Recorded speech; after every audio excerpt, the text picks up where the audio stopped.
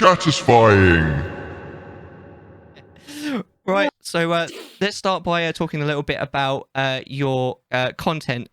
So not just about your Twitch, but I know you have a YouTube as well. So tell us all about everything Moonlitxshadows.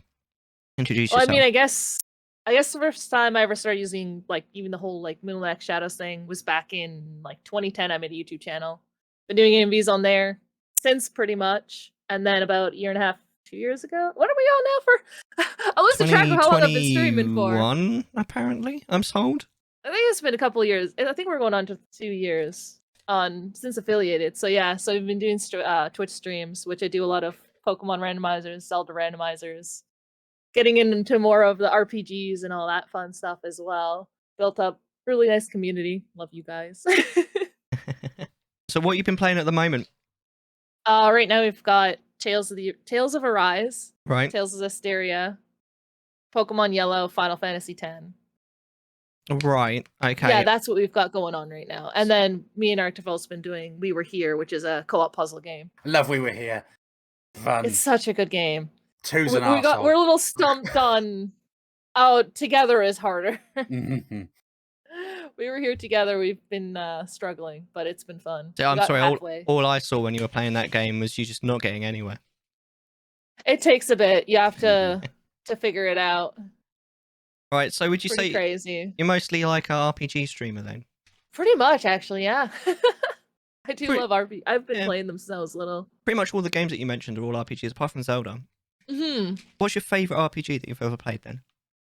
I think I'm still gonna say Tales of Vesperia is definitely up there.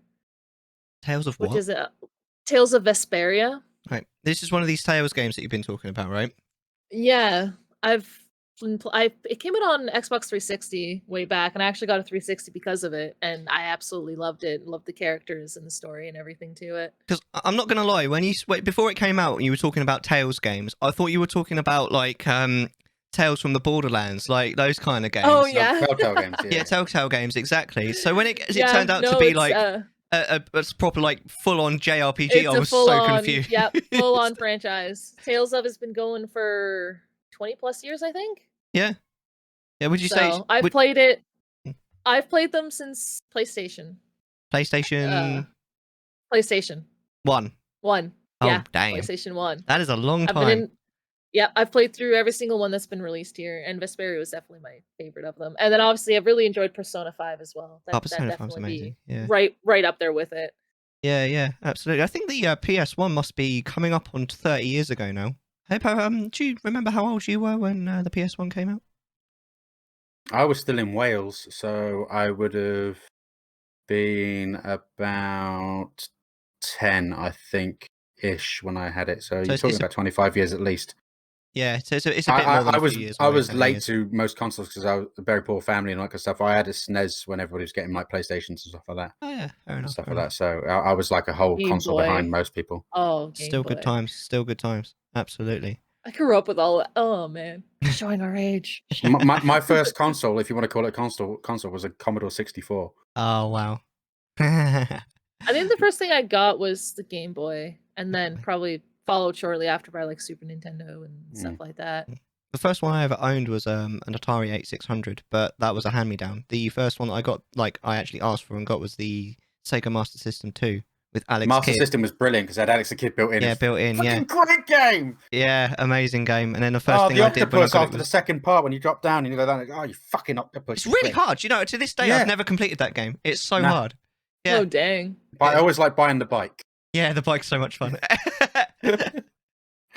Amazing. So, what would you say? Like, it's not necessarily your favorite game. What's your favorite? The game that you like have enjoyed streaming the most? For streaming wise, I did end up really enjoying Persona 5. Streaming through that, and I know quite a few people ended up really enjoying that as well because you were always there as well. Yeah. And I always love the Pokemon randomizers as well. More than the Zelda randomizers. Be very careful. I don't know. Okay, fine. I love streaming the Zelda randomizers. It's fine. Well, especially with you, honestly, those ones are so much fun. Even though we run into issues here and there. Oh yeah, you're always going to get. It's always fun to play. Yeah, absolutely. Now you say obviously Persona 5 is the favorite game that you've streamed. So would you say that it was a better experience because you streamed it? I would say so. I enjoyed it a lot more streaming it, yeah. Why do you think that Because is?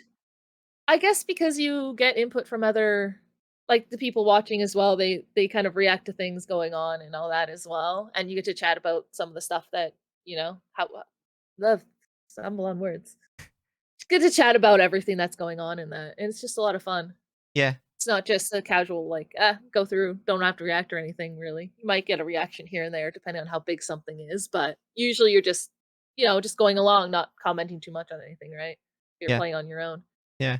Absolutely. I actually think that those kind of games quite often they're in a way they are kind of the best kind of games to stream, the story games. I know that you hate streaming story games, Hippo. We've talked about why that is, and it does make sense. But if you can, if you get a few sort of people in chat that sort of contribute to the sort of discourse of chatting about it, it really just improves things. And sometimes like something will happen, and it's not just one person's reaction that's like, I don't know, let's say shocked. It's everyone that's like, oh my god, I can't believe that just happened, all that kind of stuff. And it's so much fun. It sort of creates a bit of a community atmosphere, doesn't it? And it just really makes the whole thing really worthwhile. What about then your least favorite game that you've streamed? Have you ever had like a game that you're just like, wow, that was just, I'm not doing that again? Not yet, I don't think, that I can think of. I do mostly enjoy whatever I stream. Yeah. But it's I guess because most of the time I'm playing stuff that I've had already played before. The only blind thing was Skyward Sword. I'm trying to think of what else I've played first playthrough. But yeah, I've mostly played stuff that I've played before and I know I enjoy, right? So. Yeah, absolutely. That's how I started as well. I don't know if you were the same, Hippo. But like, as you know, I now got the vote up, and I'm probably going to do that again, and probably some of those games will be first playthroughs as well, and kind of see how I feel about them. That's actually something that I've kind of been wanting to talk about for a while. I feel like we can maybe have a chat about that now. I've kind of noticed that like new streamers kind of have a bit of a journey, and it's quite similar quite often where especially if they're, sort of quote unquote variety streamers, where most streamers, I think, when they start off streaming, they'll have like in their mind, even if they don't think they do, that they'll have at least like sort of subconsciously like a list of games that they'd quite like to stream. And I think quite often that list of games is a list of games that they've already played before. And I know most of the time, yes. Yeah, I know that this definitely happened with me, and I feel like it maybe might be happening with you a little bit now. Is that you've kind of got to the end of that list, and now you're sort of starting to branch out. I more just wanted to like see what ones you guys were most interested in. Essentially, it's like I'm interested in playing all of these, but it's a matter of what do you guys want to see, right? Yeah. Because like some of them, like with what's it called now, Life is Strange. I've had it in my Steam list forever, and I never got around to playing it, but I do really want to get around to playing it. And I'm like, well, if people want to see it, I would love to stream it, kind of thing, right? Yeah, absolutely. So that was my idea of like, I have a lot of games on my mind, but what do you guys want to see most? And then I'll probably also start taking input from people as well, and just go nuts with it. Yeah. Right? Absolutely. I've definitely seen it happen a couple of times where you kind of, it does look like people have kind of sort of got to the end of their sort of natural list. I know that I did it about the time I did Final Fantasy X. Yeah. And then I did Skyrim. But that was because someone gave it to me, and I was like, I really want to play that on stream. But then after that, it was just, whatever. So with lots to see where it takes us, right? Yeah. It is interesting where it takes you as well. Like when you sort of look back, doesn't it? Like I think you've been playing some interesting types of games. You will go from Ori to like Doki Doki Literature Club, and then like Doom and stuff like that. It's like the sheer variety of styles there. You know what I mean? And that's one of the reasons why like, I really love streaming. It's crazy. And having a community, because then you can sort of, it's out of your hands, isn't it? And you can let other people kind of decide your fate to a certain degree, which is one of the great things about things like your redemptions, especially during things like the Pokemon Nuzlockes, where you got things like kill Pokemon and stuff. Yeah, and let you guys throw some input in there. It can, exactly, it adds a little bit of chaos. Make things a little crazy. Exactly, it's amazing. I love it. So, have you ever had a game that you've really enjoyed playing, but your community's just been like, nah, we're not going to show up for this one? I'm not too sure about that one, actually. What about a game that the community loves and everyone turns up for, but you're just like, I'm not really into playing that on stream too often? I know back when I used to do like the Pokemon raids and stuff like that, I enjoyed it at times, but then I kind of got out of it. I know a lot of people did enjoy me doing those, I suppose. I guess that'd be the closest thing to that.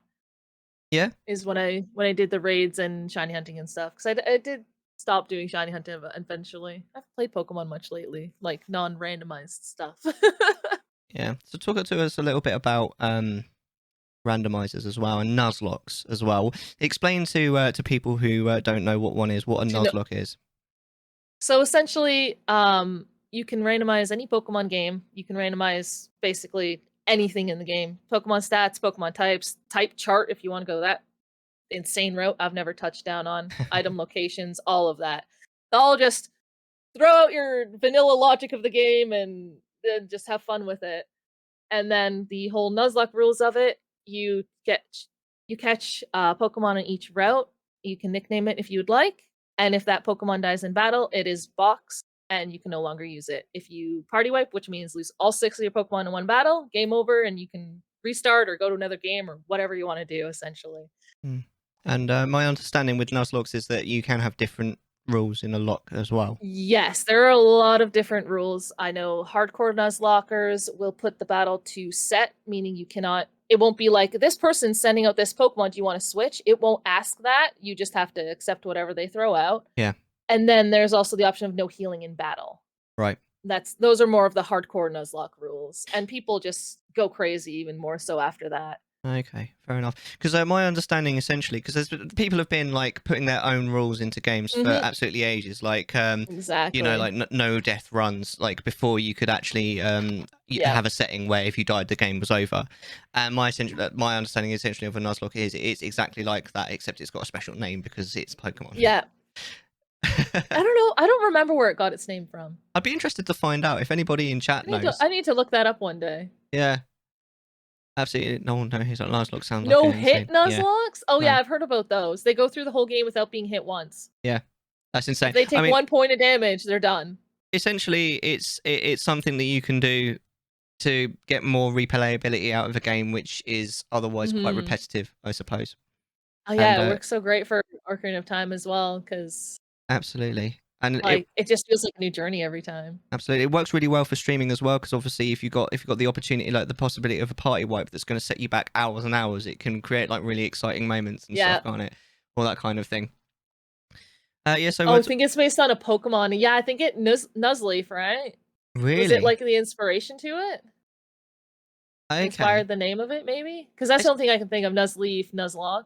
I love little things like that. How like finding out what BK mode. BK mode. That's really weird. I was just about to mention exactly that thing. Yeah, BK mode in a Zelda randomizer, because one guy was playing 50-player multi-world, and he got bored of waiting for an item to come so that he can actually do something. So he went to Burger King, came back, and he still had nothing. Had nothing to do. So it's been known as Burger King mode. And like there's like honestly like hundreds of streamers that call it that now. Yeah, it's just BK mode now. And yeah, I finally heard the story and I just got a laugh out of it. I'm like, are you kidding me? It's Burger King. So if it was McDonald's, would it be like MD mode? Maybe, yeah, MCM mode, I don't know. Or just Macca's mode, right? I guess. Yeah. Max mode. So, this is a little bit weird for me because I'm about to ask you some questions to which I kind of know quite a lot about, but talk to us a bit about Zelda randomizers as well. Like, how do they work? That's so with Zelda randomizers, you're more looking to choose essentially your end goal, which can be either beating Ganon or doing Triforce Hunt, or you even do bingo, which is crazy. And essentially you randomize your items so all your equipment can be found in different locations, and you got to try and work your way through it, find all your equipment. You can also randomize where your dungeons are, indoors, outdoors, overworld, just everything can all be scrambled up into whatever mess you want it to be. I love all the different ways to beat it, though. That's just amazing. It's not just beat Ganon anymore. It's, well, what do you want to do? I love how I love how much you can change now, even up to the fact that you can change what the game looks like and sounds like now. Yeah. You can add music from other games. You can make yourself look like characters from other games. And I hope one day I find somebody who can do models, because I want to make one. Yeah, absolutely. Yeah, so cool. That'd be really cool to have your avatar. What's it called? Suki. like Suki, hanging about to in have there. her. Because in I was it. lucky enough to get someone made a Mellar for Minecraft, so my Minecraft skin looks like me, Oh, that's awesome. and it's got the Mellar M on the chest. It's really cool. That's so cool. But Yeah, I something would like love that in that to just have her. Like, look, she's right there and right there. that would be really cool. Absolutely. Oh, and that's actually Undertale. Oh, It's hard to tell from this far, but it is Undertale. It's got the main character, and then it's got all the other characters in the background. It's have really you cool. ever streamed Undertale? I did. It was before I was affiliated, so you actually didn't get to see it. Would you consider doing it again? I probably will because I only did one run. I think I did Genesis run, so I want to do probably all 3 of them together. Right, so one thing that I do want to talk about as well, especially considering I don't think it's something you really talk about on stream very much, but talk to us a little bit about your YouTube. So I've had YouTube since 2009, I believe. I do a lot of anime music videos, which is essentially taking songs and then finding a good show that I think fits that song, and I'll cut up the clips, do effects, and create essentially a little mini music video for it. And I've been doing that for so long now, and I still really enjoy it. What kind of music do you usually pick? I guess mostly is like kind of more pop kind of, but I've done some like more rock ones, and I've even done non-English ones as well. So it's like I'm kind of like all over the place. It just depends on the show that I want to use and Fair enough. yeah. AMVs have an interesting place. I've never been that into them myself, but I remember quite a long time ago there was one particular one that I really liked. It was System of a Down Chop Suey to Final Fantasy IX. And I don't even particularly like Final Fantasy IX, but honestly, it was brilliant.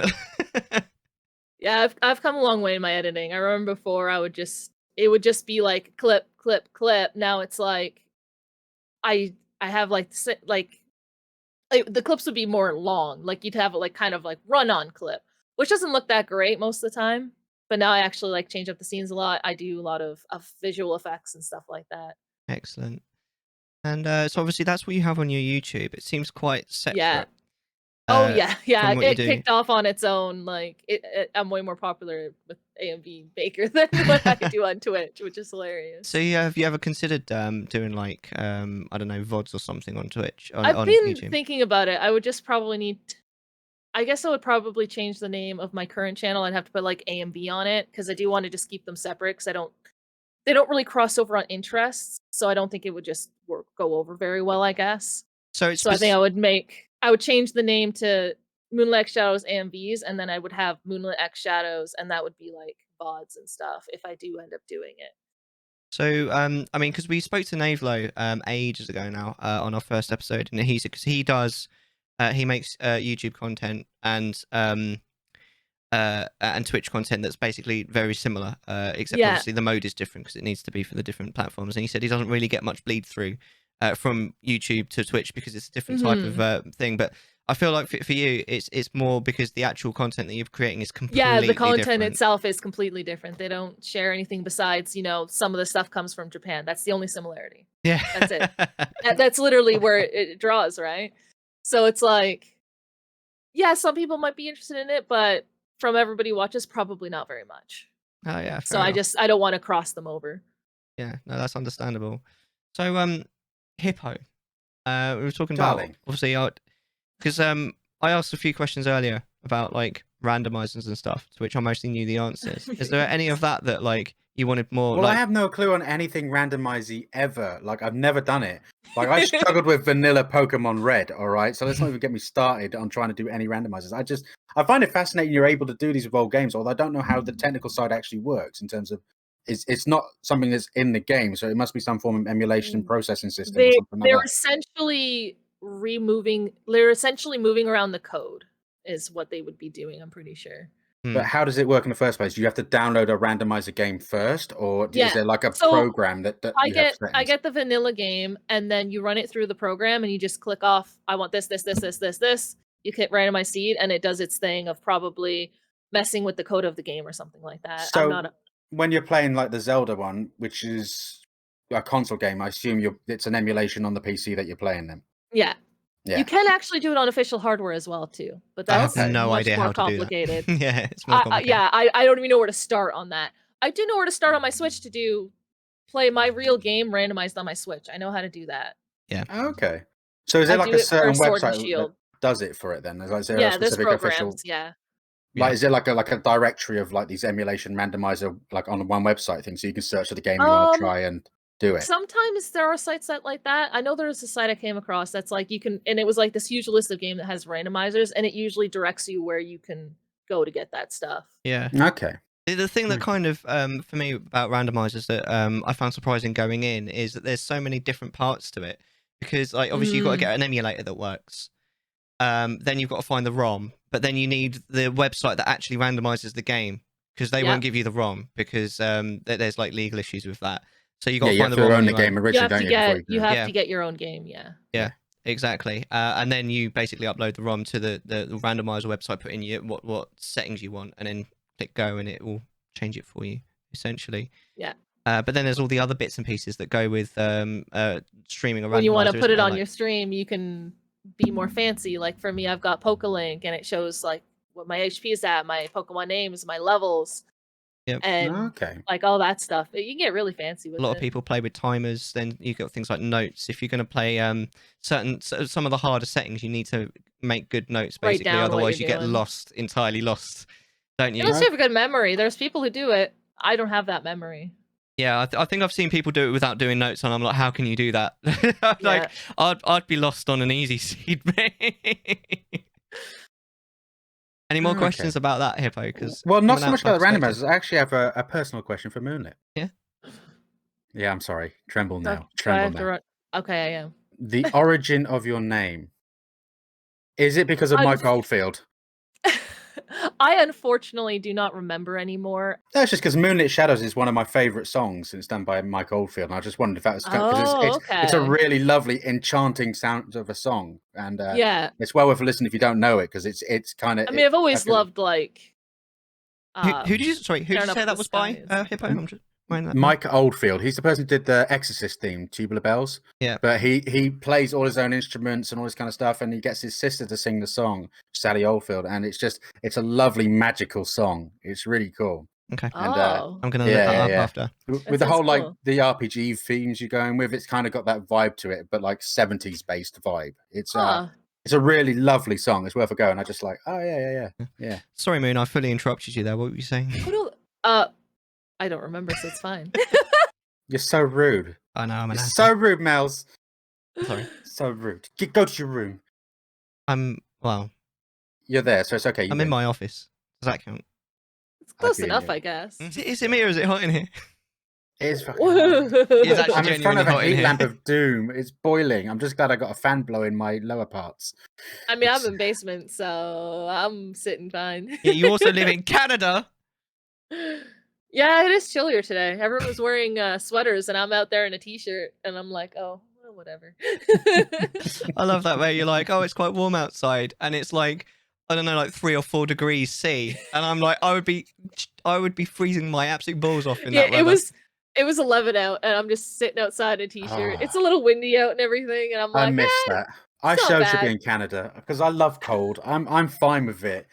I'm the guy that still wears shorts Mallar's when it's just like, snowing. No. You should live up in Glasgow, mate, where they wear what they call the vests all year round, and then when it gets really cold in the middle of December, they might put on a t-shirt. Okay, that's a little too extreme. Like, I'll usually put on my sweater probably if it hits 5. Fucking hell. I'm wearing like 2 t-shirts, 2 hoodies, and a coat by that point, mate.